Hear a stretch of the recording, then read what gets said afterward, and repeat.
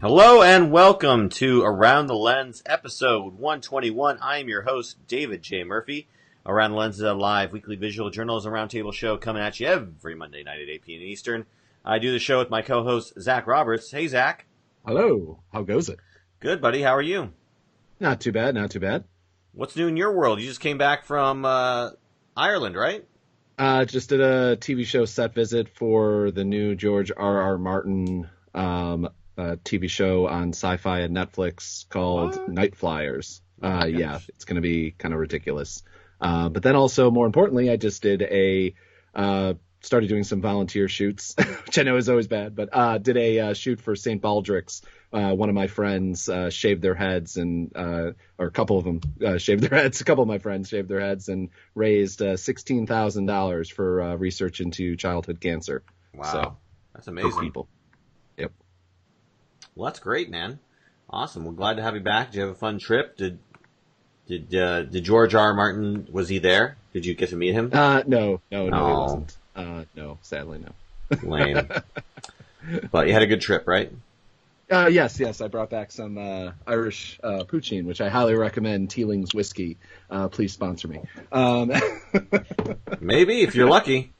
I've been trying to get them to sponsor me for a while, and sadly, and thankfully, probably for my own health, they have not.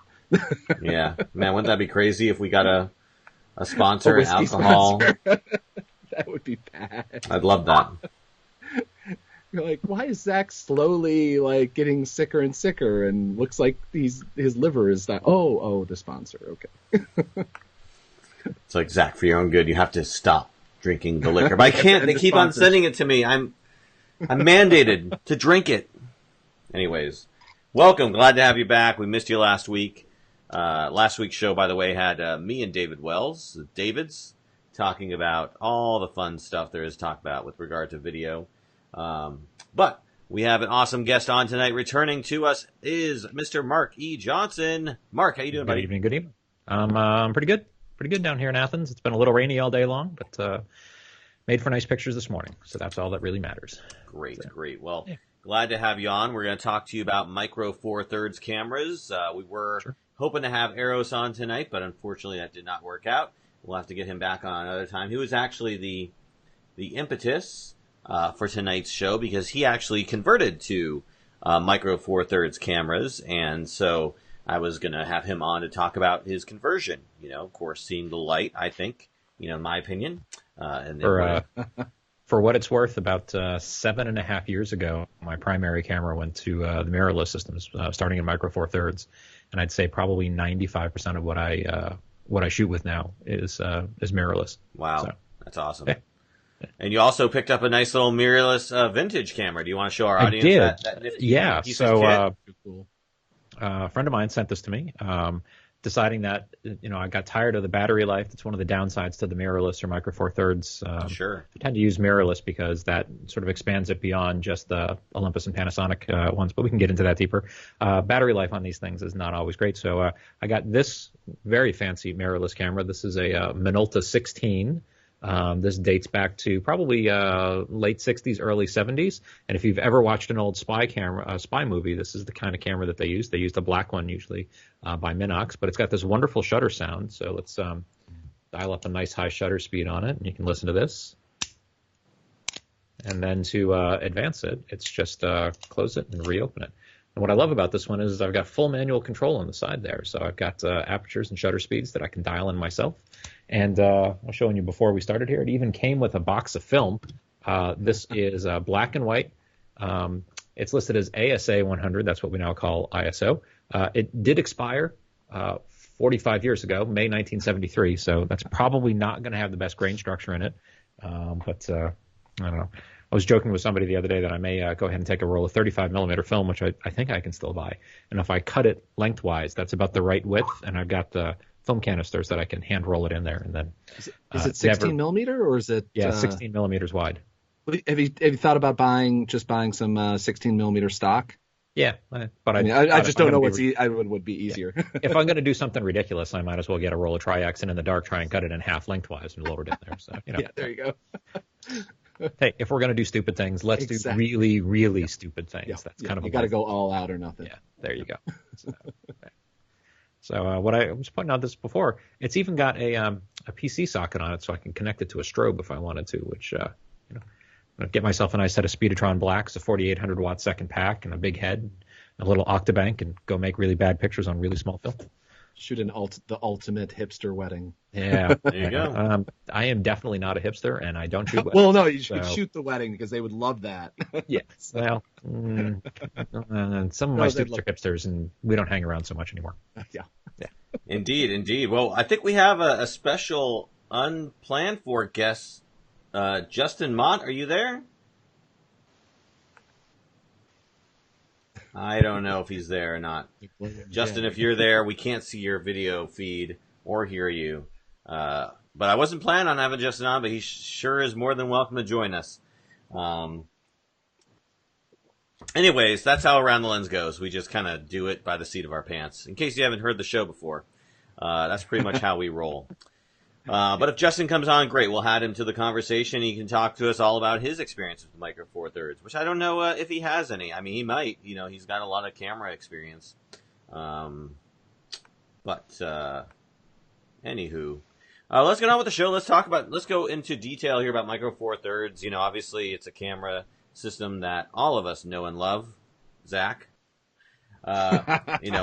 So again, hey, there he is, Justin Mott. Oh. Justin took over for Zach. Let me add Zach and Justin. Okay, so again, Justin, thank you so much for joining us tonight. I wasn't planning on having you tonight, but hey, you're here, so you're part of the show now. I can't hear you, but you know what? That's the joy of live. That's the joy of live. We'll see. Hopefully you can get... I don't know. I can't hear you. I can't read your lips. I don't know. We're using Skype.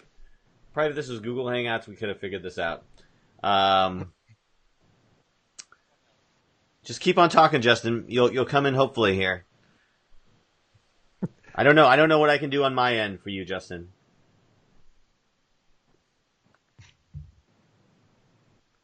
Just sign language. Let's do this like the Quiet Place, okay? And you just do sign language the whole time. Just be very quiet. There you go. That's right. Thumbs up, thumbs down. Keep it simple. Well, Justin, I would say let's try and maybe get offline, then come back online, and I'll try and recall you, and we'll see if we can make that work. But in the meantime, while I mess with Justin, let's talk a little bit about Micro Four Thirds. Again, the whole impetus for this was because essentially Eros got a GH5, which I gave him some feedback on after he got it, and he wanted to talk about Micro Four Thirds. So I'm like, okay, great, let's do that. And so, I think I've been in love with Micro Four Thirds since I got the GH5, and Justin's back. And Justin, can you say something? So Justin can obviously hear us, but can anybody hear Justin, or just me? Not hearing him. All right, I'm sorry, Justin. I don't know what's going on, buddy. May have to try and get you on. Okay, got it. Justin's gonna figure it out. All right, while Justin works that out. So again, I'm a big fan of the Micro Four Thirds platform ever since I got the GH4, and I got the Micro Four Thirds primarily because I wanted the video. I wanted 4K video. I was moving to that platform. Canon did not offer a 4K platform that was affordable, so I had to find alternatives. And I initially just got it for the video, and I got some cheapy kind of kit type lenses for it. I didn't really invest a lot in it because I still plan on keeping and using my Canon 5D Mark II as my primary still camera. And then over time, the impetus that kind of moved me towards going straight Micro Four Thirds was Canon released the 5D Mark IV, which did 4K but very poorly. So I was like, okay, well, obviously Canon is not taking 4K seriously. I don't have time to wait for them to finally adopt a 4K camera. And at that point I decided, okay, Canon's going to be Panasonic will be my lens of choice or camera of choice. Another thing that happened at the same time was that one of my lenses, my 24 to 105, I believe, broke. And it would have cost, I don't know, like $600-700, something crazy like that to fix it. So I was like, well, instead of getting a new lens for a camera that I'm not using nearly as much as I used to, I figured I'll just go straight Micro Four Thirds and sell everything because I mean I was looking to upgrade anyways from the 5D Mark II to something else. And so anyways, I went to the GH4 and then the GH5 when that came out, and I'll probably get the GH6 whenever that is announced and is out. Just because I mean this series of cameras is very very good, and I like what they're doing. I'm hoping they go with try and do 6K next time, and yeah, we'll see where we go from there.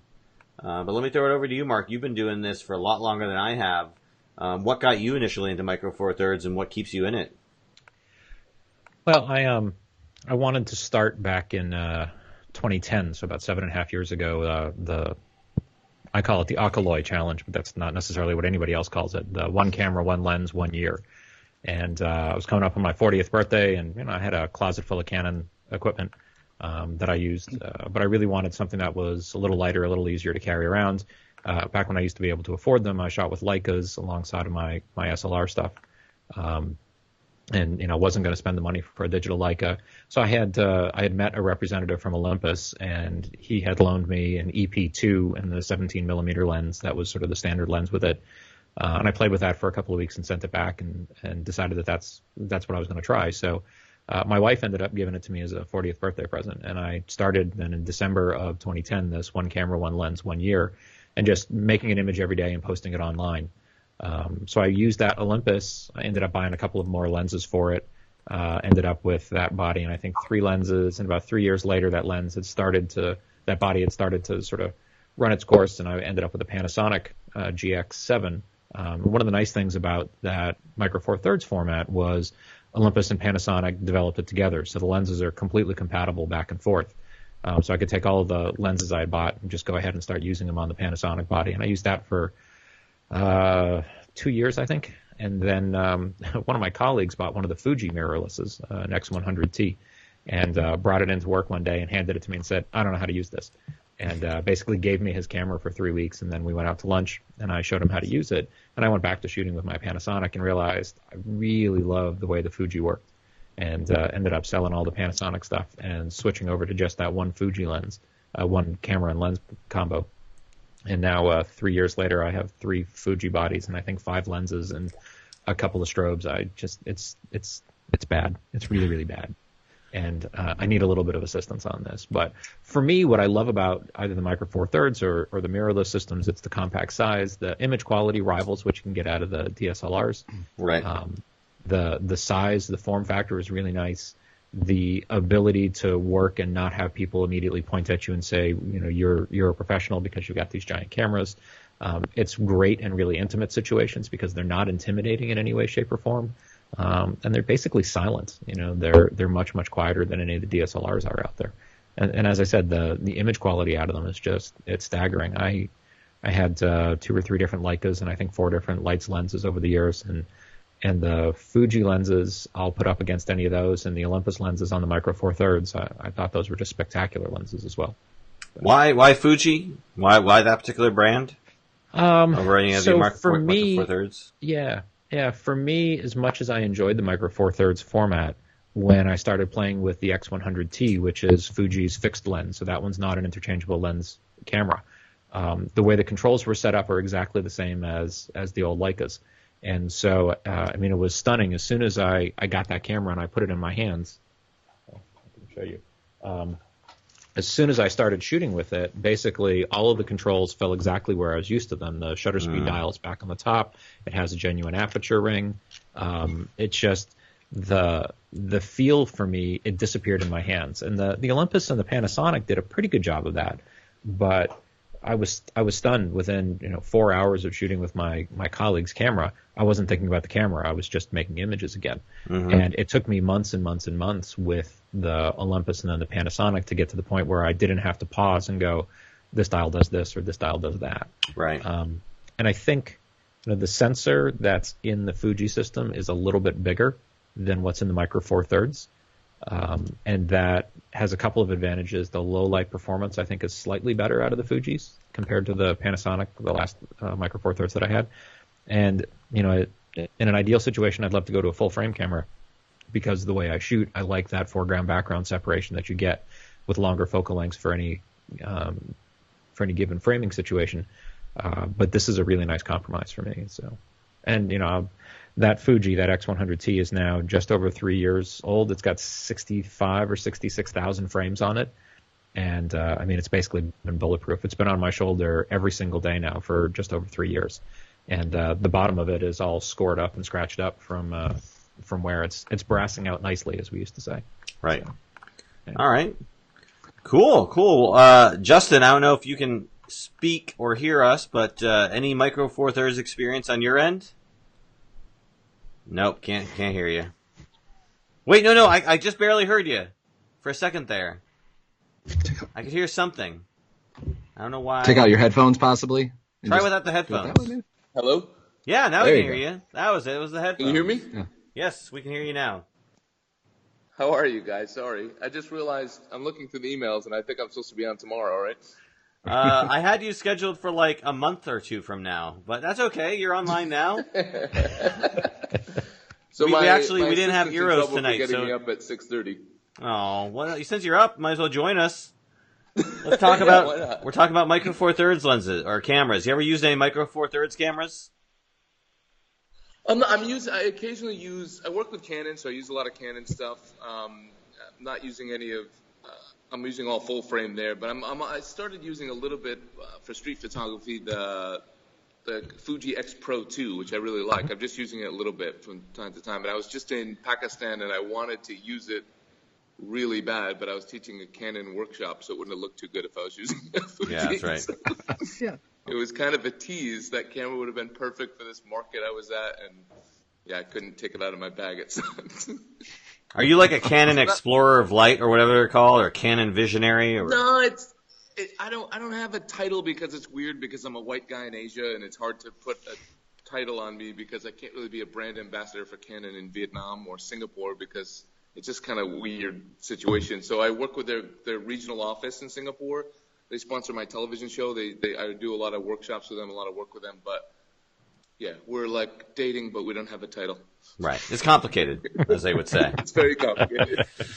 Yeah. I'm using the mirrorless camera. I'm using the Hasselblad X1D, but I don't know if that fits into what you're talking about now. Well, and I think that's part of the conversation is the Micro Four Thirds were the first of the mirrorless cameras to really sort of explode, and then Fuji, Sony, Hasselblad, Canon, Nikon, Canon with their M series and Nikon with their V and J series cameras, they all sort of have been playing around in the space. I think the big four are probably Olympus, Panasonic on the Micro Four Thirds, and then Fuji and Sony with their APS-C size sensors, and Sony with their full frames now. The Hasselblad is a beautiful camera, but price point wise, you're a little bit different there. So, Yes. Yeah, it's very different. It's a great camera focus isn't great on it, but overall the images are. The files are just beautiful on it. The design is gorgeous. I love it. It's super expensive. I'm using it for a project. I'm using it because I want to print the images. And I've had it for several months now. I'm also using it now in commercial work, and I really like it too. It's actually kind of strange because it's so slow. It makes you slow down and shoot really slow. It's almost like a film camera in that way. Yeah. But as far as the Fuji X Pro goes, the camera, the design of it, the way it feels in your hand, it's gorgeous. I had the Pro, the first version, didn't like there was some things in the layout I didn't like, and the focus I didn't like at all, and startup time. But now the new version, they seem to fix everything, and I really dig it. Yeah, that's one of the bodies that I have. I picked up one of those a couple of months ago, and it's what I love about these cameras is they really just disappear in your hands, which I don't want to think about cameras. I teach photojournalism to students here at the University of Georgia, and they constantly want to ask me gear questions, and I keep answering with story questions. I don't want to talk about gear. I want gear that disappears, and that Fuji stuff really, it does. Yeah, unfortunately in Southeast Asia, everywhere a little bit, but here it's such a big thing to like size of the camera and look of the camera. Perception is such a big deal. So it's like really, even if I could use that camera on a shoot, it almost makes you look bad here because people pay so much attention to that kind of stuff. Yes, if you're shooting journalism, it doesn't matter, but I feel like anything else with the camera is too small. It's silly, but it's just like that here. Like people put so much stock into that, clients and things like that, to like the size of the camera and how expensive it is. Well, and I think one of the questions that you've got to ask is, are you shooting around your clients, or are you just providing images when you're done. For the work that I do, nobody cares what kind of camera I have. So. Yeah, it depends what I'm doing here because I do a lot of different things. Yeah.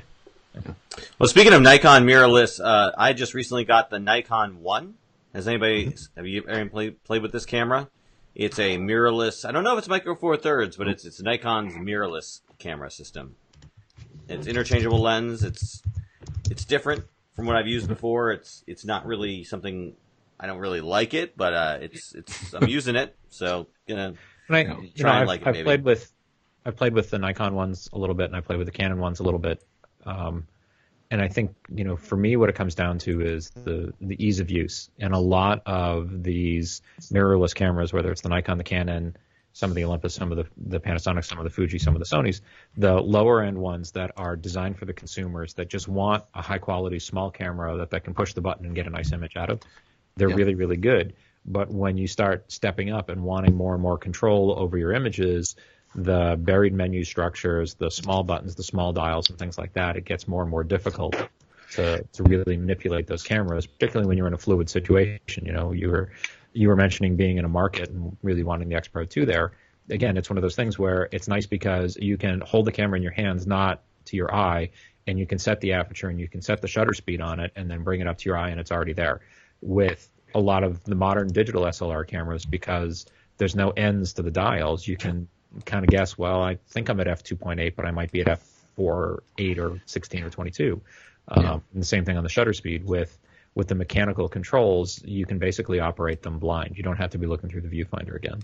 And that's the reason that I switched over to the Fuji systems. Is I wanted to be able to have the camera at my side, make adjustments on it, bring it up to my eye quickly, make the images, put it back down so that it disappears. Mm-hmm. Yeah, I wonder if these other big companies will sort of follow suit with the way they've designed their camera to have that real feel like a rangefinder. I'll see if Canon does that or Nikon does that. It'll be interesting. Yeah, I think Canon will be the one to go there. But joining us, finally, is Mr. Eros Hoagland, the man, the myth, the legend, the point of this whole episode, talking about Micro Four Thirds. Mr. Hoagland, how are you doing today? Yeah, I'm doing fine. How's everyone? Good, buddy, good. So, you are sort of what kind of drove this sort of discussion. You got yourself a Micro Four Thirds camera, the GH5, not too long ago. You've been playing with it for a few months now. Talk to us a little bit about that experience, switching over and kind of what you think of the GH5 specifically and Micro Four Thirds in general. Well, I wouldn't say I've switched over. It's an addition is what it is. Completely switched over. Yes, sir. No, I'm just kidding. Yeah, no, I'm still a Canon man. Okay, so I used the C100 for a long time, and I love that camera, but it was nearing its value, so I had to get rid of it before it was worth nothing. I wanted something small that I could use for my own kind of little personal things until I can get enough money to jump back into the C300 II or one of those cameras. But even when I do go back to Canon, I know I'm going to be using that little GH5 or some variant of it because, well, one, it's tiny, and I love it. The thing that really attracted me to it was the in-camera stabilization, so that I could actually pick it up and shoot video. And I got to say, it's just for video. I still have my Canon 5Ds for stills, which are just the workhorses for me. But that I could pick up the GH5 and put it to my eye with a viewfinder and operate it as if I'm shooting still photography, because it's totally hand-holdable with the image stabilization. It gives a really nice kind of handheld look. And of course the lenses are tiny, and even though I have some Cineprime starting to pop up on my wish list, I've been using Olympus glass with it so far, just because they have the manual clutch, because I'm a manual focuser. Anyways, the Panasonics, their autofocus kind of blows anyhow. But for video, I wouldn't, it's manual focus. That's, It's blasphemy. Yeah. Well, I'm a heretic. Nice. The worst thing you can have in the middle of your video file is for the focus to go wandering. right. Yeah. Although I hear the autofocus on the new Canon cameras is just mind-boggling, and I'm sure that has its uses. And I just got a little Rode wireless kit that fits nicely on top of that little camera, and I'm kind of set to go for any kind of verite work that I'm doing on my own. Unfortunately, I did talk to some friends. I've got something going on with some different outlets, and some people don't accept mirrorless for their output, which I don't. Yeah. Netflix, for example, apparently doesn't want to deal with any mirrorless camera. I don't understand because of it's got 10-bit color, shooting in 4K, all this and all that. But it's great, and it's also fantastic for like one of these little one-handed gimbals. That's great. That's when I first used the GH4 on a narrative project a couple of years back, and I slapped it on one of these kind of pistol grip gimbals, and it was great. It was fantastic. Nice, just easy to move around and all that. And then the lenses, man. I've got my eye on this. What is it? The 50 to 150 by Olympus. What's that lens they make for the micro four thirds? I think it's a 50 to somewhere in that range. Yeah. Mm-hmm. 2.8. It's got the manual clutch for the clutch for the manual focus. So you can go auto or manual, without the like crappy focus by wire kind of situation where you're just, I can't, that's unusable in my mind. That's the one thing I don't like about the Panasonics, or at least the Panasonic lenses that Panasonic makes, is it is a like electronic focus type system, and it's like I need to be able to like grab focus precisely, and I just can't do it because it's like momentum based, and it's just I don't like that part of the system. At least with the lenses that come with it. I'm sure you can stick any lens you want on it. Yeah, no, it is, because I've got a Rokinon, a manual prime that I put on it too, and then you don't have that problem. So I had the same problem shooting video with the Canon systems, man. I just hated, unless you buy, cinematic lenses that are totally manual and declicked and all that stuff, you have the same problem. So I have a feeling that cameras aren't going to be the bigger purchases coming up for me. I'm going to start investing in lenses, like good manual focus, manual everything lenses, because they're a great kit to rent out too. Like you get some really sweet Zeiss primes or something like that, they're never going to be outdated. Yep. I like it. And I went camping too, this camping trip. Yeah. I brought that little camera and I made some stills, and I probably wouldn't have even brought the whole Canon gear along because of just the size of everything. So that's super attractive also. Yeah, so you're starting to see the value of it as a still camera as well, huh?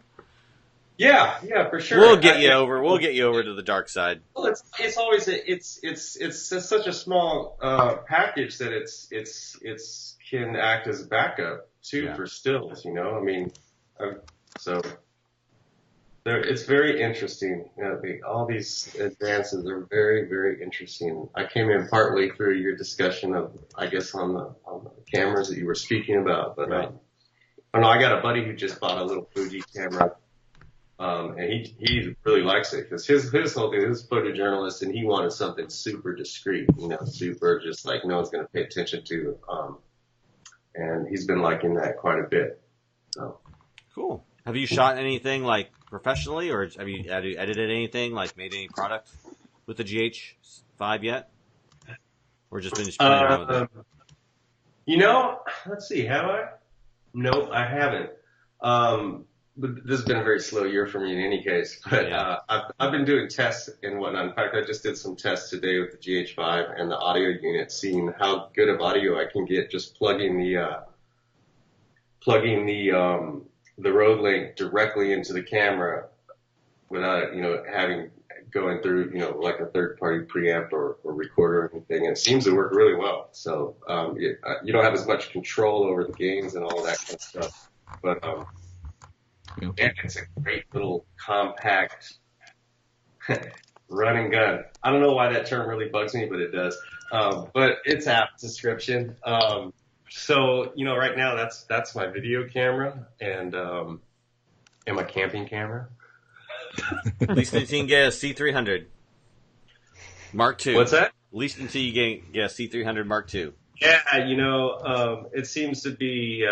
I just love Canon. It's especially for video. It's just their colors are so great, and they're just workhorses, man. They never fail. I've never had an issue with the Canon camera if I haven't dropped it.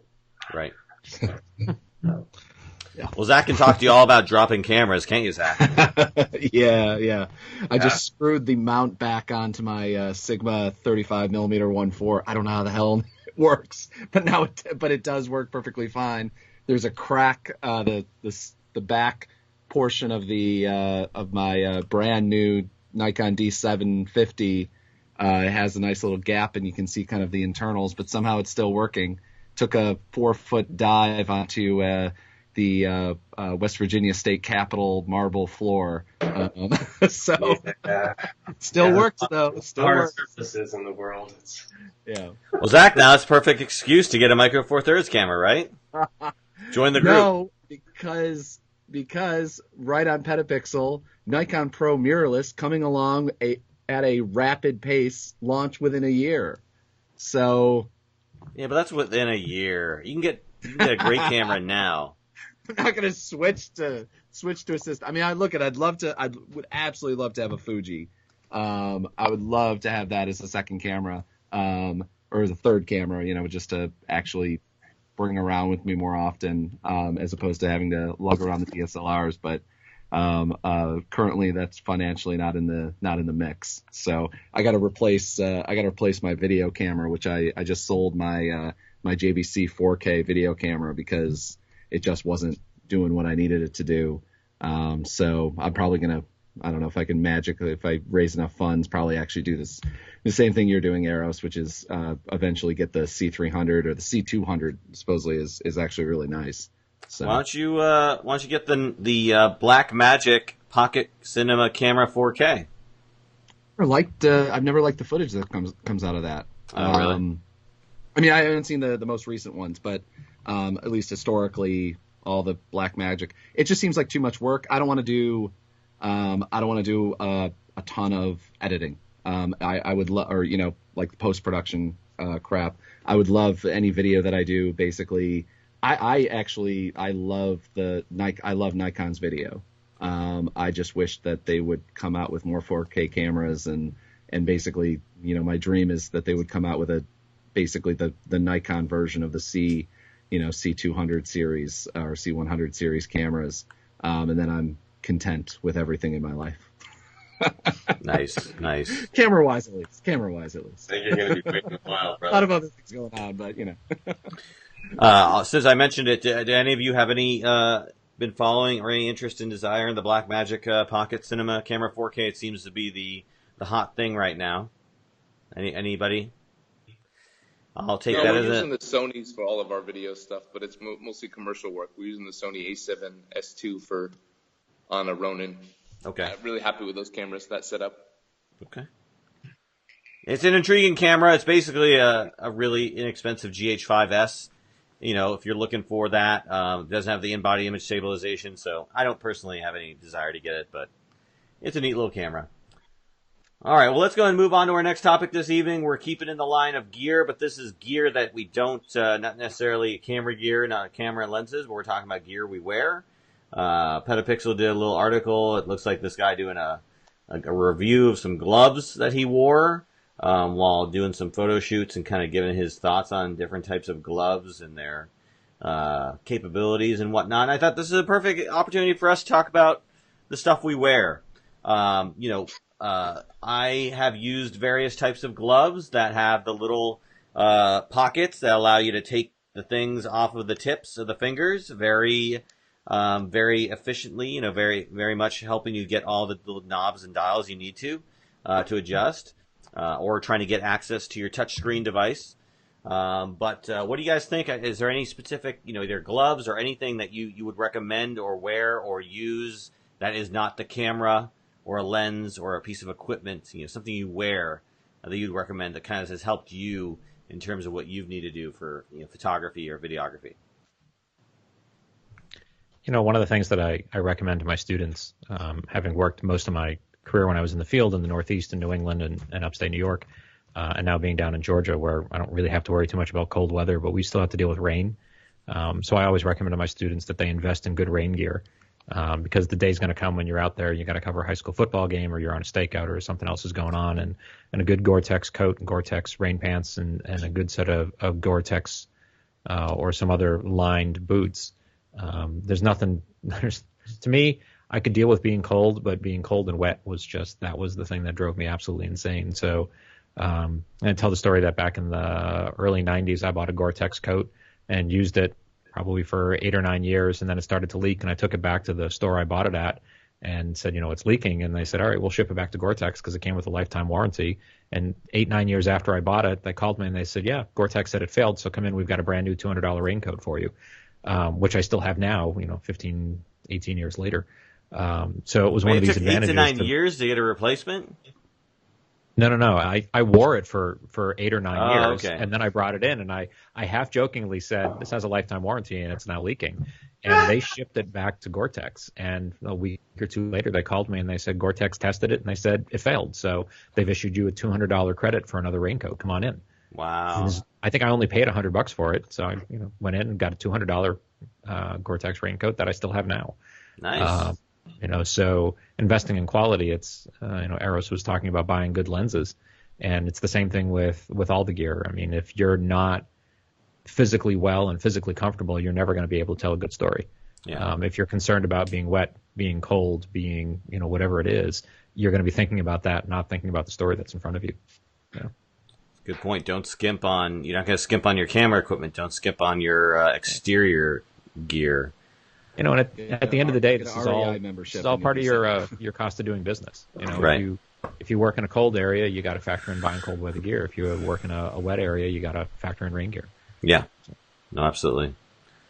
Justin, how about you over there? I mean, you probably have to deal with the elements much more than we do, I would assume, right? It's just hot. It's really hot here. Yeah. Really hot and humid. So just sort of anything that doesn't make me sweat so disgusting and look really disgusting. Actually, I wear black T-shirts, so you don't see how bad I'm sweating. There you go. That's my and a good pair of boots goes a long way here. I use a waterproof Timberland pair of boots. I love them. Goes a long way from when you're in the jungle here or anywhere in the woods. Yeah. Definitely goes a long way. But yeah. Just clothes in general you need to wear here. Like light clothes, obviously. Something breathable, some breathable fabrics. As much as you want to, but I could never wear gloves. I don't think you could not look like a weirdo wearing gloves when you shoot. It always looks so strange when I see people shooting with gloves. I'm sure there's a practical reason for it. Not gloves like, for winter, but just like shooting gloves always look very funny to me. Oh, okay. Yeah. Just get those fingerless gloves, like those workout gloves.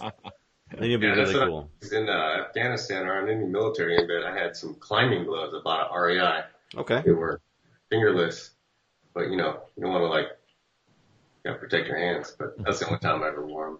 Were they hardened? Did they have the hardened caps on it? You mean for punching people? No, yeah. I didn't have. No, okay. I didn't know. Maybe you had to defend yourself sometime. Knock people off. I bought at REI that just were leather, good, solid. Leather palms. So if you had to touch hot metal, you were all right. Yeah. Very good. But I don't really work or do anything in adverse conditions, so it's just not a factor. I mean, I live in Southern California, bro. Are there any clothing considerations that you take into account when you're photographing besides wearing clothes? Do you put on any sort of like you always see these guys with like the vests that have a bunch of different pockets on it, like these camera vests that were popular back in the day. I don't know if anybody still wears those or use those, but does anybody have anything like that or have ever used one of those photography vests? I rocked a donkey vest a couple times just to be retro. Nice. Yeah. The reporter's vest. The best of those vests was made by Banana Republic in the 90s. And In the late 90s, they announced that they were discontinuing it, and I will fully admit that I ran down to Banana Republic and I bought, I think, 5 of them. And I have one left because I did use them. And they'd be good for 8 or 9 months, and then you'd tear them or something had happened to them. So I'm down to my last one. Uh-oh. And not to use which I use mostly a waist belt system now. I know a guy here, because they can be quite strict, and I'm sure they're probably even worse in the U.S., but he works around flying by, when he's traveling with too much gear and they don't want to let him on, there's too much weight on his carry-on. So he takes a very portable vest with him that he can pack up in a small ball. And what he'll do is, he'll say, okay, weigh my carry-on, and if they give him shit, he takes his vest and wears all of his lenses, walks through, takes it out, and then puts it all back in the bag.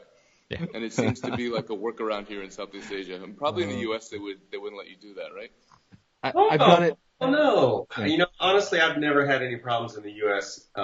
Pulling a legal-sized Pelican case in way above any kind of weight limits. I'm just like, if they give me problems, I open it up and I'm going to be like, are you guys going to insure this? Are you going to be responsible for this? And they're like, no. But usually, I've never had that stuff weighed. Zach seems like he's got something weighed. Yeah, no. I had that same problem. I had a camera bag. I don't think it was my shoulder bag. I'm trying to remember which bag it was. And I zipped it open for the woman, and she didn't care. That sounds really bad. I opened the bag, showed her. She's like, I don't care. And I'm like, you're going to insure it? And she's like, no. Sir, do you want to be on this plane? And I said, yes, I do. And so what luckily I was wearing was a pea coat I have that has enormous pockets that they're big enough that I can actually like fit a 70 to 200 in. And so I literally put 3 lenses. I had my one camera body with a lens on it, and then the 2 other lenses that I carry around with me in my pockets. And I was just like, okay, go for it. Then I think I was holding on to my laptop, and then So because they can't weigh you, right? I mean, I've seen it happen in Australia where they're more strict, and they just weigh it here. Like sometimes if you're on a budget airline, they'll weigh your carry-on and they'll say, no, it's over. You show them it's glass. Most of the time they're cool with it, but every once in a while. Some people have had problems on Southwest Air. Like Kevin Smith got kicked off the line back when he was a lot huskier. He got kicked off of Southwest once. But that was just because he, took up more than the one seat.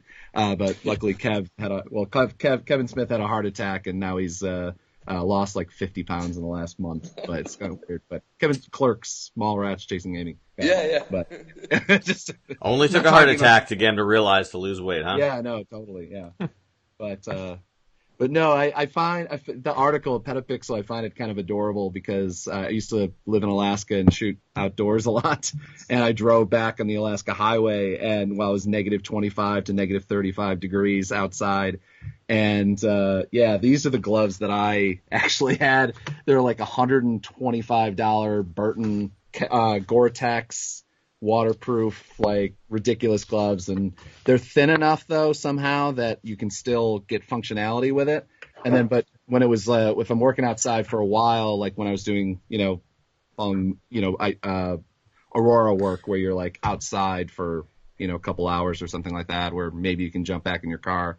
But I also had, if you can still find in Eastern Mountain Sports, they have really, really good liner gloves. They're just called liner gloves. They're super thin, but still provide, I would say, down to like 30 degrees, like anything else I would probably, but if you're out for a while, and they have grip on them, because if you get a lot of winter gloves, your camera will just slide right off because it doesn't, it's not meant to contact with nylon, but they have grips on it and they work like magic. I've actually started wearing these mechanic gloves. They're usually like red or something like that if it's like a little bit cold, because they provide grip, and like you were joking, Dave, they have like a little bit of padding on the fist side, and that's just literally because of protest work. You get batons swung at you and random crap, so that like because people will always aim for your camera. That's like the rule of thumbs. And I've gotten big bruises on my arms and they try to knock your camera out of your hands. And so if you have those gloves, at least it'll provide like a little bit of protection, not too much. The problem is that freaking white supremacists have started wearing them all the time. And so it's one of the things that people tag you as a white supremacist if you're wearing them. That and tiki torches. I'm right? already kind of in that boat. So but yeah, but so I had. Don't shave your head. Yeah, no. I have a terrible skull. So. Can't carry a tiki torch around anymore without being labeled a white supremacist, you know? Yeah, citronella has really gone downhill. But I think that leads us pretty well into our next topic. But I do want to say one piece of gear, one piece of clothing I always like to wear on me when I shoot is cargo shorts or cargo pants because I like that extra pocket. You can't go wrong with cargo shorts. Go for cargo pants, man. Yeah, but here's the thing. I've been trying to find the perfect pair of cargo pants forever, and it's really hard. So for hot weather, because we were talking about hot weather earlier, I've worn. I was having lots of trouble like finding something that was both comfortable enough, light enough, and also won't tear. Yeah.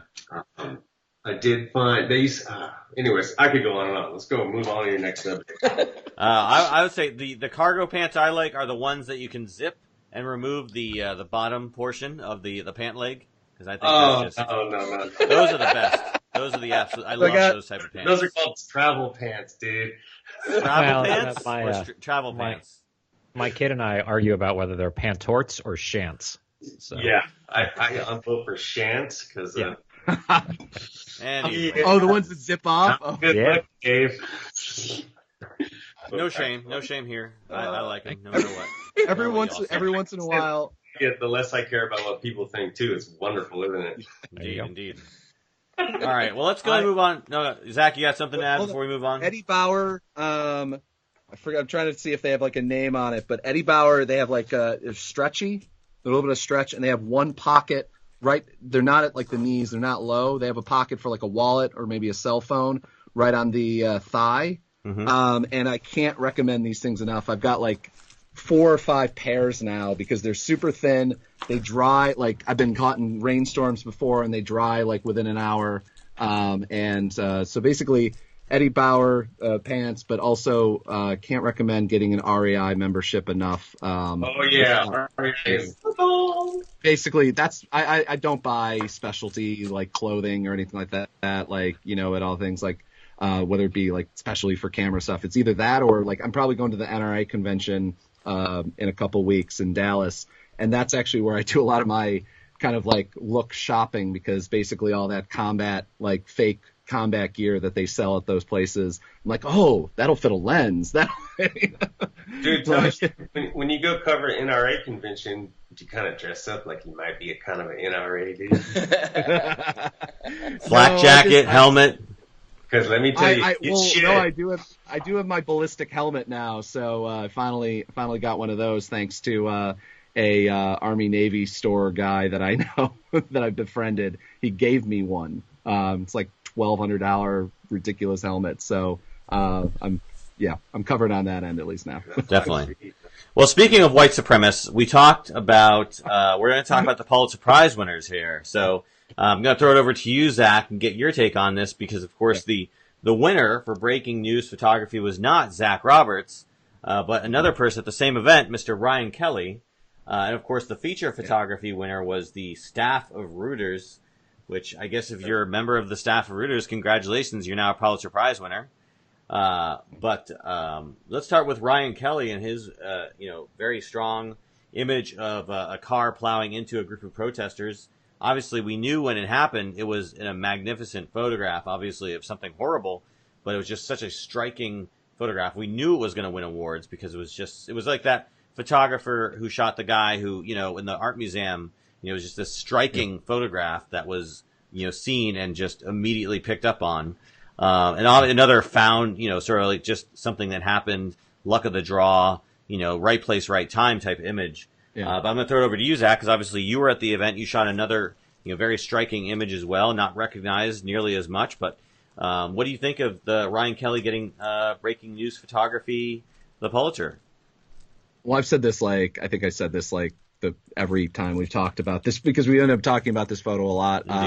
And it was like the moment I saw that come out the next day or the later that day or whenever I saw it, I was like, oh, well, that's the Pulitzer for this year.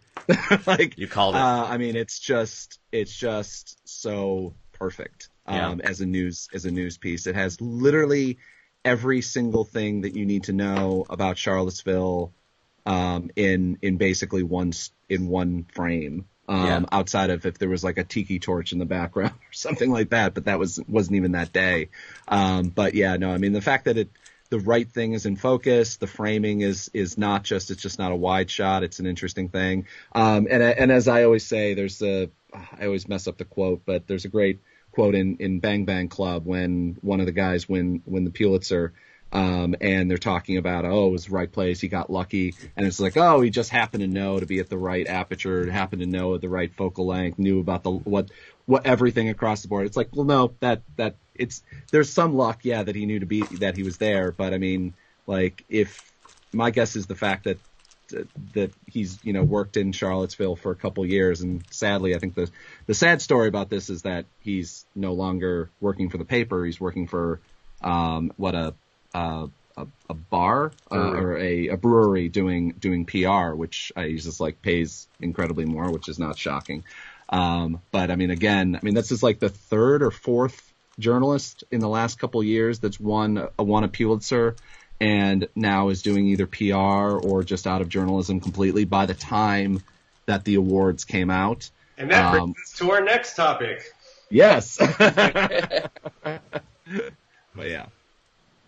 How about you, Justin? What do you think of the Pulitzer Prize winner, Ryan Kelly? Yeah, amazing. I haven't kept up heavily this year on news photography, but I've obviously seen that shot. It's ridiculous. Yeah, when I saw it, I felt the same thing. When I saw that image, I saw it all over the place. I realized, like, I can't see what else is going to win. It's striking. It's perfect. Is there any, I always am curious, in foreign lands, in other countries, do they talk about this type of image? Would they talk about this type of what's going on in America, or is that just not something anyone over there really thinks about? Not so much. I mean, I think the photography community here is, a little bit, but more the ones that are into news, the ones that are into photojournalism are really into anything that's done by World Press, and that sort of dictates the stories for the following year. It dictates what people shoot, and style is, and it's very World Press centric out here.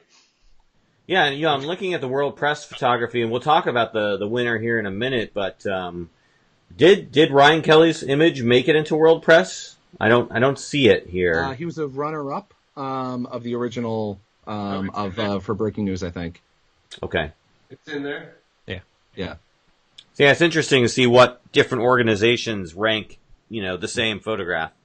Obviously Pulitzer Prize winner, but obviously in international, it's just second place or third place.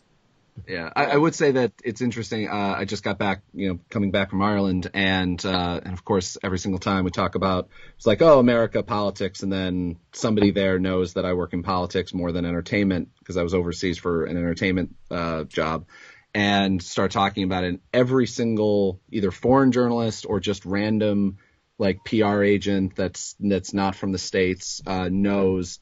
The moment I describe my photo and the moment I describe Ryan Kelly's photo, they know exactly what I'm talking about. Like they can describe it as well. So it's interesting because it's like, it's hard to tell like one person dying in a story. Like you think about, the Rohingya crisis, all these other stories that are massive where you're talking about thousands, if not more people dying and kind of like they're much bigger stories than even the growth of white supremacy in America over the last couple of years. But they still get the same recognition. So, Mark, how about you? What do you think of the Pulitzer Prize winners this year? On the breaking news side, it's an amazing image. It's the image that every great journalist should be able to make. It's as Zach was saying, it's right place, right time. And knowing how to keep your wits about you and make that image. It's the reason that you have to make images every day. It's the reason that you practice, whether you're shooting your kids or whether you're photographing something going on in your community, so that when that moment arises, you're completely ready for it. Yeah. That said, I think as I looked at the Reuters collection of images and most of the images in World Press, there was sort of I actually disagreed with the Pulitzer win this year. Not on the breaking news, but on feature photography. And one of the things that I'm always looking for in great images is whether there's been some sort of a pattern, whether there's been some sort of a relationship. And all of the winners, I think, in all of the nominees for the top prize in World Press, and the photo staff for Reuters, and it's a great set of images. But the thing that's missing in those images is a sense of relationship. They're very much sort of, they dropped in, they made some really important photographs. I want to stress that. But there isn't a story that was developed. There isn't that idea of a narrative. There isn't that idea of a character on a journey that we talk about in great storytelling. And if you look through the finalists on the feature side, the collection of images by Lisa Krantz, and the first thing I'm going to tell you is that Lisa Krantz and I both went to Syracuse University. We both have degrees from there. I worked with Lisa last month when she was here in Georgia at our Woodall Weekend workshop. I've known her for many years, so I'd probably consider her a friend. But when you look at the collection of images that she had for finalists, that was a year's worth of work of establishing a relationship, of figuring out what the narrative was, of really getting somebody to care about an individual on that journey. It's a more accessible story in some ways. I mean, the Rohingya disaster, I don't think there's any other way of looking at it, is a disaster, and it's not going to get better in the near future. But at the same time, it's overwhelming and it's difficult to process because it's one character, one character, one character, one character, and it's difficult to develop compassion for a bunch of individuals when they're sort of spread out over all those stories. So as I said, I think it's a stunning set of pictures that Reuters produced last year. But I'm not sure that it has the narrative structure that I really want in a feature story for Pulitzer. Right. Yeah. What do you think, Eros?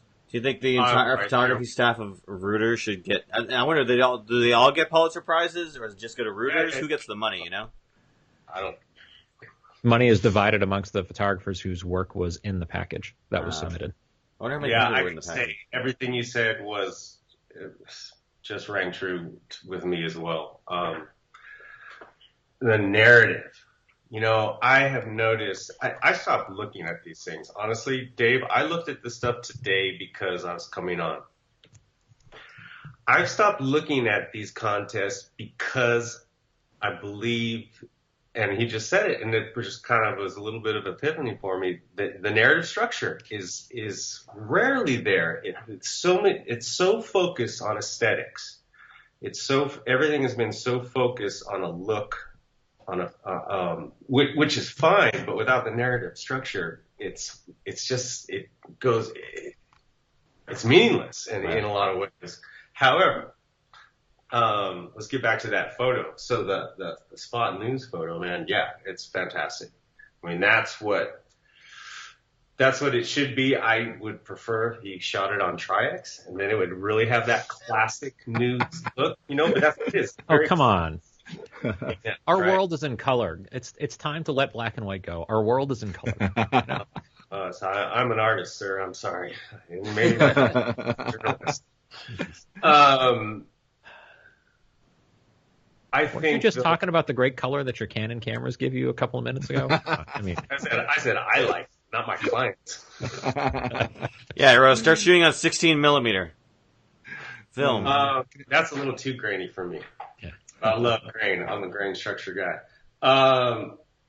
More importantly, though, and I have to say this about a lot of photographs because I do kind of get ambivalent, what that photograph is really, really, why it's really powerful and I think important is it's an historical photograph.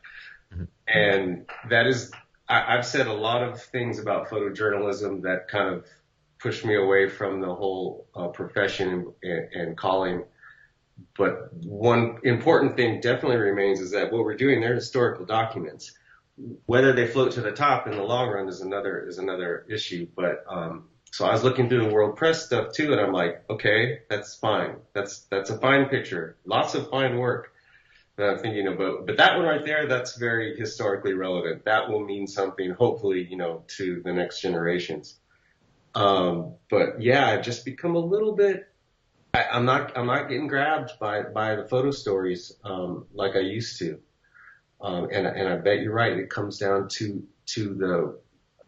a more intricate narrative floating through everything. And I take no pleasure saying that. Well, since you mentioned the World Press photo, were there any particular images from that contest that struck you? Last week we spoke about the Man on Fire, which was chosen as the 2018 photo of the year, and also the photo for Spot News. I said it was just kind of selected. People love fire. People love sort of the vibrance of it. It stands out. Obviously, it's a wonderful shot. But what do you guys think of? Start with you, Eros. What do you think of the contest? Winners as a whole, and any particular image that kind of jumped out at you or struck you as particularly good from the contest? Yeah, I mean, I didn't care for the winning picture that much, and that's kind of a perfect example of the gray areas of photojournalism. Is that okay? Yes, this was a protest and there was violence happening, but the guy burned because it was an accident. They fucked up. Excuse my French. A motorcycle apparently exploded and the dude had his gas. Anyways, didn't specifically that kind of photograph generally doesn't grab me so much. And I did go through and I made some notes of the things that I did like. I dug the story about the young jockeys racing the horses, the one with black and white. I thought there was some good portraiture in there. Adam Ferguson's portraiture was really, really nice and very creative, because I'm sure what he was doing is he didn't want to expose the faces of any of these women in the picture, the ones that were apparently tasked with suicide bombing. Right. I thought that the Amy Vitale's story about the elephants, I thought that was great, man. That just made me smile. And I'm kind of looking through everything else and just remembering how grim it all is, man. It is grim. So Amy Vitale has this awesome story about, I guess these people are nursing baby elephants back to health, something like that. I thought that was really, really awesome. No, there's some other stuff I like too. Were you guys going to talk about World Press, or you already covered that last week?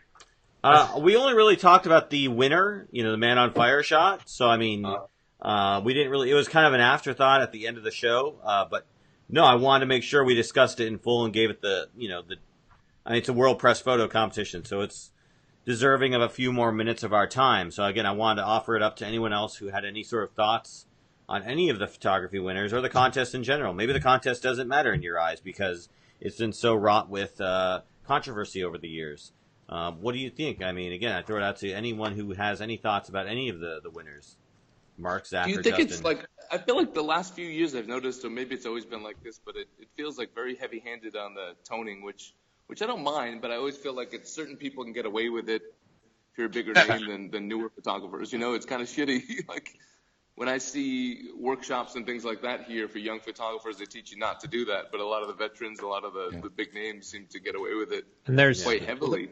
There's a difference in the aesthetic in Europe and in the United States. Here in the United States, we have a very light touch when it comes to post-processing and toning of images. In Europe, that's not necessarily the ethical standard.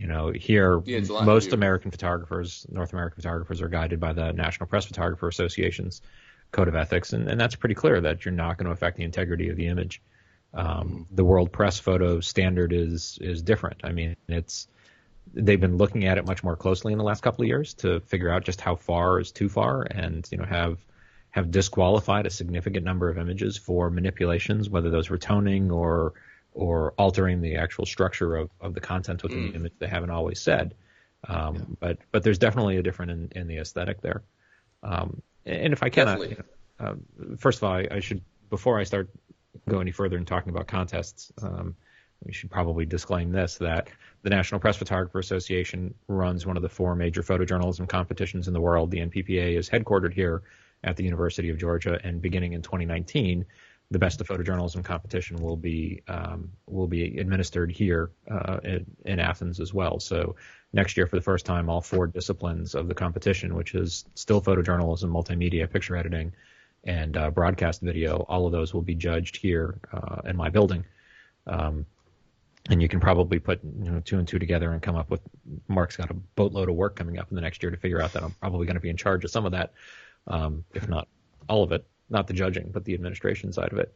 and it raises this question that I always ask: what's the purpose of a contest? And this is the thing that we here in the college struggled with for a really long time, was trying to figure out, okay, what does it mean to run one of these competitions? What does it mean to win one of these competitions? And what does it mean to be able to go and look at these things? And, one of the frustrations that I've had for a long time is we put out these calls for entries. We bring in a lot of these things. We put together great judges. They make a bunch of decisions. We announce the winners. We mail out some plaques. Sometimes we have a nice dinner, and then we all move on with our lives. And, what is it that we can take away from these things?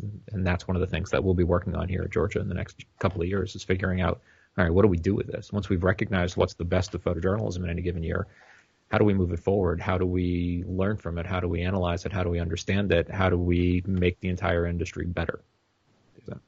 That's a good point, because, Zach mentioned we got a Pulitzer Prize winner who's going to do, PR for a brewery. Why isn't he doing more photojournalism and creating more, significant imagery, right? Yeah. I find it fascinating that it doesn't mean an instant job. Like how, it's understandable that it doesn't, because it's especially, it doesn't necessarily mean a huge body of work. It doesn't mean necessarily anything. I don't know. I haven't seen Ryan Kelly's back catalog. Was this his best image ever? That sort of thing.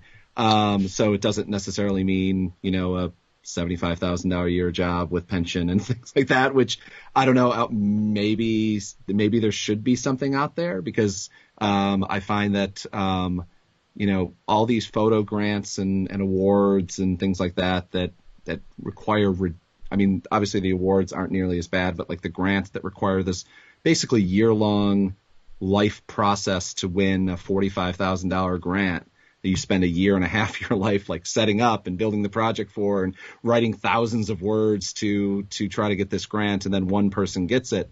Would be interesting. $15,000 is, I think, the amount for the award.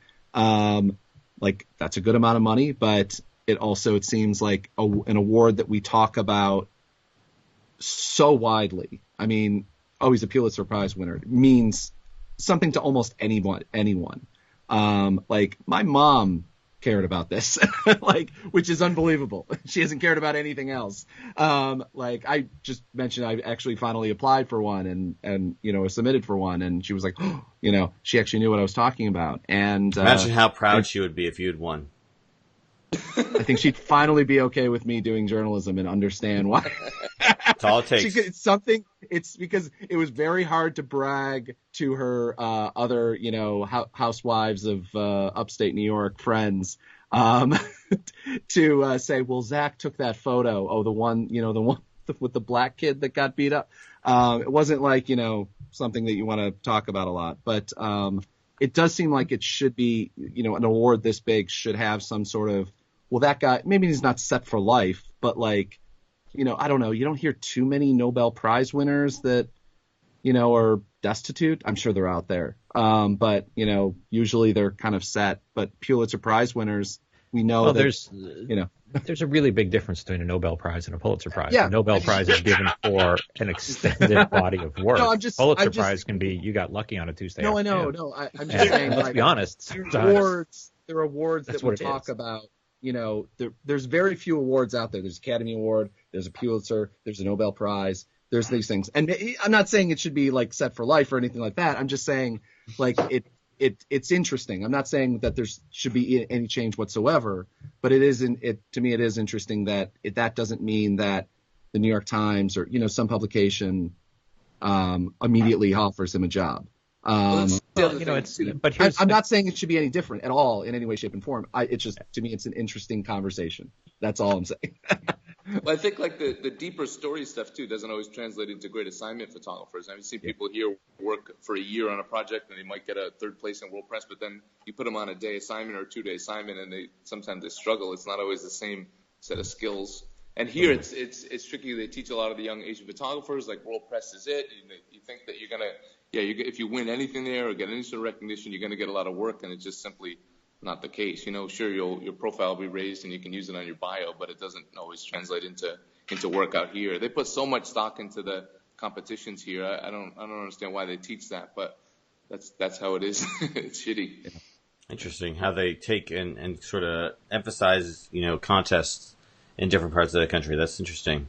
I mean, I know when I was growing up, I mean, you wanted to have some wins on your record and on your portfolio to kind of help you, in your resume and stuff when you went to apply for a job. But that's when you could apply for jobs and jobs were available to apply for. But, I don't know if if you want to be a real estate photographer, if they care if you've won World Press Photo or whatever. They're just like, can you take a good picture of a house? That's all they care about. Yeah, you're as good as your last job, which is always true, and that's all that matters. Photography is different; it's a whole different set of skills. So you see it a lot here, like people that if they under their conditions are working or photographing people they know very well for their own personal project. It's great what they do, but it's totally different than having to get something done in 2 days or 1 day. Yeah, and it's also important to understand that there are photographers out there who believe that winning the award is the thing that moves them forward. Yeah. And if you talk to editors, if you talk to high-level editors, they'll tell you they don't actually care about the awards. What they care about is, can you consistently produce a body of work that is going to improve my publication? Yeah. And there's a big difference between those two things there. When I was the director of photography and was doing a lot of hiring, I was never hiring the best portfolio that came across, because the best portfolio is 20 random images from the last 3, 5, 10, 15 years. What I'm looking for is somebody who I trust to put into my community, somebody who is showing depth in their images, so that it's not necessarily that great baseball moment, but it's the moment of the coach and the player after the game where they paid attention to what was the story, where they looked for the story, not the moment. And this goes back to that difference between there's 2 Pulitzers for photography. There's spot news or breaking news and feature. And to me, the breaking news one is all about right place, right time, and you knew how to do your job. And the feature one is much more about understanding what's the story and building relationships to be able to build that narrative to get somebody to care. You go to that top photo in World Press, and it's a dramatic image, and it's an eye-grabbing image, and it's going to stop people from clicking next in their browser or turning a page in a magazine. Yeah. But as a viewer, what do I do with that image? What do I do with the information there? I don't. There's a guy on fire. Oh my God. Yeah. What do I do? How do I respond to that? How does that change my world or help me change the world? And it's the same thing a little bit with the Hoagland images. They're dramatic images, but I don't know what to do with them at this point in time. When I look at Lisa Krantz's story, I know what to do. I know the journey that those parents and that kid were on. And I know it, how it ends. That's to me. Any of the Rohingya images, which again they're all spectacular, and there's also the runner-up. Also, there's a black and white set from Rohingya as well, or covering the same story. And first thing I noticed is they're very similar in their context, and that's something that's I find very. There and a lot of wide shots, no person. As you were saying before, there's no personality. There's no narrative-driven story to me. It's just a bunch of, landscapes. And it's as opposed to mountains, it's human bodies. And sometimes that works. That works as illustrations. It can. But I would be fascinated if they did like a 5,000-word story on the crisis. I don't. Not that I'm an editor, but I wouldn't put. I think I'd have maybe 2 out of that entire set in that story, and then I'd be like, okay, I need 7 other photos or something. Maybe not that many images, but it is kind of weird that those. Did previous years were like that? I don't remember previous years being that bad. I don't want to say bad because that's not right, but that much where it's just kind of the same image after the same image. Yeah. I think when you look at the immigration crisis coming out of Syria, there was. Yeah. True. There were. It's a similar problem. It's a question of how do you want to approach storytelling? Do you want to look at sort of the large scale issue, which is what you see in Rohingya? It's what we saw over the last couple of years coming out of Syria and the immigration crisis in Europe. Or do you want a story that folks can respond to? And the challenge is that the story out of Syria and the immigrants and the story out of Rohingya are phenomenally important stories, but the barrage of imagery that is so similar and so overwhelming doesn't give you a sense of hope. It doesn't give you a point of entry to be able to say, I can do something about this. I can contribute money. I can contribute time. I can contribute a letter. I can send. There isn't something in there that says, I understand how to help.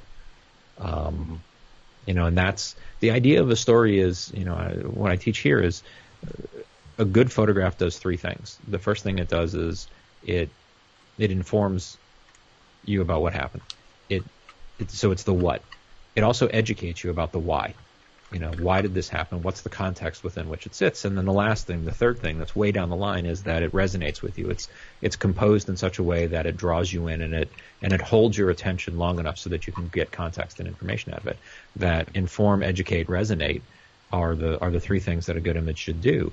And a lot of these images, they really resonate, but do they educate and do they really inform? That's, for me, it's the trifecta. Those are all the things that I need out of a set of images. Yeah. All right, guys. Well, we're getting close to the end of the show here. Any last final thoughts before we close out this week's show? All right. Yeah, I got one. I think Please people should go take Mark's class wherever he is. And you're in Georgia. Athens, Georgia. Well, Dave, I believe already has taken my class. I have. So I've been lucky to be in your class. He makes some strong points that just really resonate with me. You can get the discounted class. You can get the discounted class by listening to Around the Lens. That's right. It seems lately quite often. I think you've now overcome. I'm trying to remember. Andrea, I think, is our number one returning guest, which is awesome. I think this is episode 4 for me. So yeah. Careful, Mark. You might become a third or fourth co-host at this point. Yeah, on the long list of things to do, I'll try and squeeze that one in for you guys. Yeah, sure, man. Come on, you can do it. Totally have time next year. Hey, I'm just running a little program here in the Southeast. We're just trying to save journalism, visual journalism. The one issue that we didn't take on, and I don't know whether you guys talked about this last week, was the Sinclair debacle. Sinclair had all of their anchors record that script. I didn't talk about that. Maybe the next week. That could be a good. Well, so I just want to, if I can, please 30 seconds. Go for it, man. NPPA, National Press Photographers Association, a lot of other organizations, colleges, universities, sent letters in protest, basically saying this doesn't uphold the standards of the industry. Sinclair had promised a $25,000 donation to the National Press Photographers Association to do some educational programming. After NPPA wrote their column, they withdrew it and basically left a $25,000 hole in a budget for a program that was already in the planning stages. Yeah. And I want to give a shout out to my dean, Charles Davis, here at Grady College, who, when he found out about this, I think it's safe to say he went over the edge. And he decided that he was going to do everything he could to replace that money. And I think he single-handedly managed to raise $16,000 or $17,000 last week to help replace that. So that, combined with some other contributions that came in, I think the NPPA is now just up over $20,000 that's been recovered of that $25,000. And my dean isn't done yet. He actually wrote in an email, I think it was him who said this, that he shall not rest until this wrong has been righted. The man is on a crusade. Shows up in my office. He shall not rest. Should have him come on next week's episode and talk about it. Yeah. I'll talk about that with him. Maybe we can get him the Around the Lens bump. Finish that 25,000 left. Considering everybody, anyway. Anyways, no. Yeah. But yeah, definitely an important issue. By all means, thank you for bringing that up, Mark. Let me throw it out. Still donate. Yeah. So. Well, I mean, since we're talking about that, let's go around the lens. And if there's anything anyone would like to promote, so Mark, would you like to promote the fundraiser as a GoFundMe or something? No. So the National Press Photographers Association has a nonprofit foundation called the National Press Photographers Foundation. So you can go to nppf.org. And if you want to contribute to this cause, it's the Legal Advocacy Fund, and that is a tax-deductible donation to the foundation. So you'll get a form so that you can take that off your taxes next year. Again, the National Press Photographer Association is the only association that is standing up for the rights of visual journalists in the country. It really is a very important organization, and the work they're doing is really, really important. So definitely awesome. You can also find more about Mark at visualjournalism.info. So, and if you want to take a look at that 7.5 years worth of a photo a day, my 7.5 years of a 1-year project, that's mejphoto.com if you want to take a look at that one. Awesome, thank you. Justin, what are you working on? Where can people tune in? Do you see what you're doing, the latest stuff? I have just started a YouTube channel documenting my personal project in Vietnam. So it's just YouTube/AskMott, AskMott. Okay. So we have a little web series we just started. First episode's out. We'll have another episode next week. It's basically just following my journey of a personal project in Vietnam. Nice. Thanks for having me on, guys. And yeah, I crashed your party here. You're always welcome on, Justin. Every week, But, 6:30 a.m., 6 a.m. Come on over. Yeah, great. Start the week off right. We're on Tuesday. Start the Tuesday off right. Eros, where can we? What would you like us to check out from you? Nothing yet. I'll let you know, man. I've got some stuff offline. I feel like Eros is just brimming to do a YouTube channel all about his 5D or his EOS. I'm sorry, his Panasonic GH5 work. He's going to do a YouTube channel, just nothing but GH5 work. His switch to Micro Four Thirds. I can just feel it right now. No, I think I'm gonna go out to Athens and take Mark's class. I like it. We're working on a master's degree program here in the next year or two, so There you go, Eros. If you finally get that Athens master's is an degree, awesome place to be. you can already have one. It is. All right, Zach. Anything you want to shout out before we sign off?